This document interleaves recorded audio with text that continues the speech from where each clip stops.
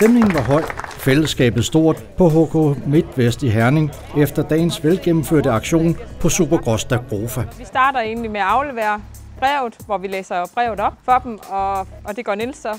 Og de får brevet med alle underskrifterne i, og det går han så igennem alle underskrifterne og kigger på, og så starter vi ligesom en dialog på det.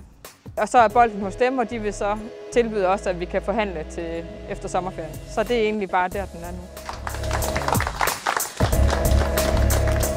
Jeg er blevet så positivt overrasket over mine kollegaer, og jeg er pavestolt af dem, det må jeg alene om. Jeg har haft en rigtig god dag. Det vi har gjort i dag, at det måske er begyndelsen til et bedre sammenhold og en større opbakning. Der kom dagen. Vi har bygget op til, at vi skal aflevere de her underskrifter i dag. Tidligt på dagen var tillidsrepræsentanter for Supercross og Dagrofa i Ringsted og Herning samlet for at lægge strategi og finpudse argumenter før mødet med deres ledelse.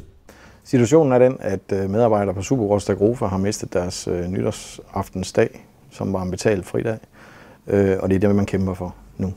På Dagrofa der er der 57 ansatte, og der er 43, der er skrevet under. Derfor har man i et stykke tid brugt mange ressourcer og meget tid på at få samlet underskrifter for sine kollegaer, og vi har ramt 294 underskrifter, som bliver afleveret til ledelsen i dag. Er der nogen, der har mod på det brev og læse det op? Samtidig har de skrevet et brev til ledelsen, som bliver fremlagt for ledelsen i dag, når de afleverer deres underskrifter. For at skabe synlighed om aktionen har alle kollegerne fået en t-shirt med budskabet "Vi står sammen". Den t-shirt har mange valgt at tage på arbejde. Folk kommer lige så stille i gang med det her, og man kan sige, at det her vil vi gøre det her første gang. Det her det er sådan set lidt en træning i at sige, at den her t-shirt, det kan godt være svært for folk lige at skal trække den over hovedet.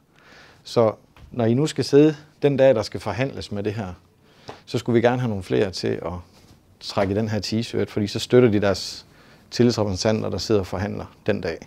I skal bare vide, uanset hvad der sker, så står vi altså lige bagved jer med at støtte jer med HK her nu. Så bare tag det roligt. Delegationen er nu på vej til mødet med ledelsen. Et foreløbigt højdepunkt i dagens aktion.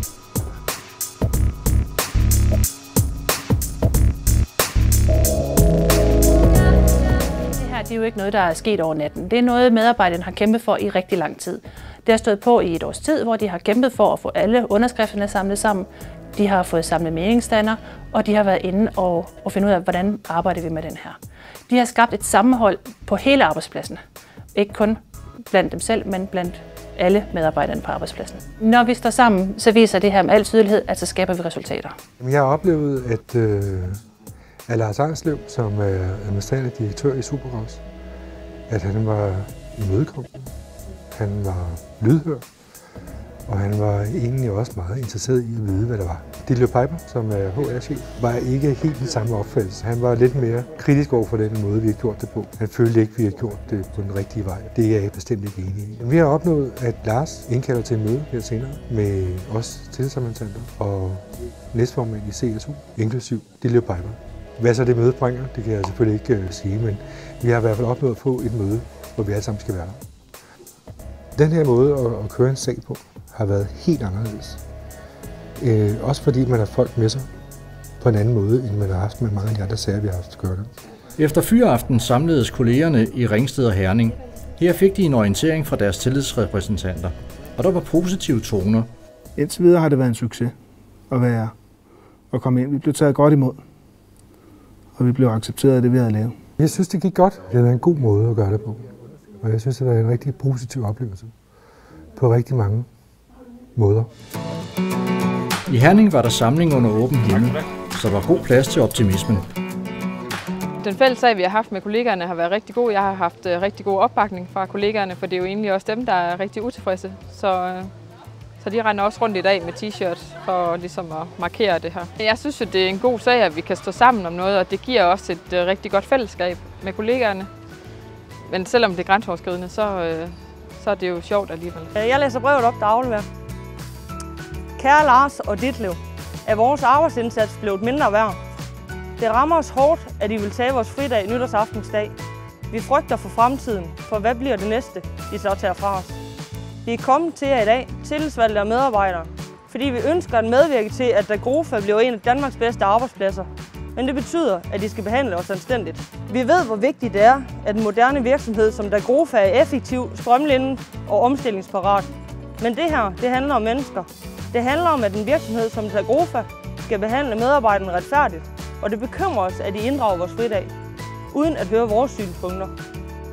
Fridagen svarer til en værdi på 1058 i gennemsnit, at vi blev det mindre værd.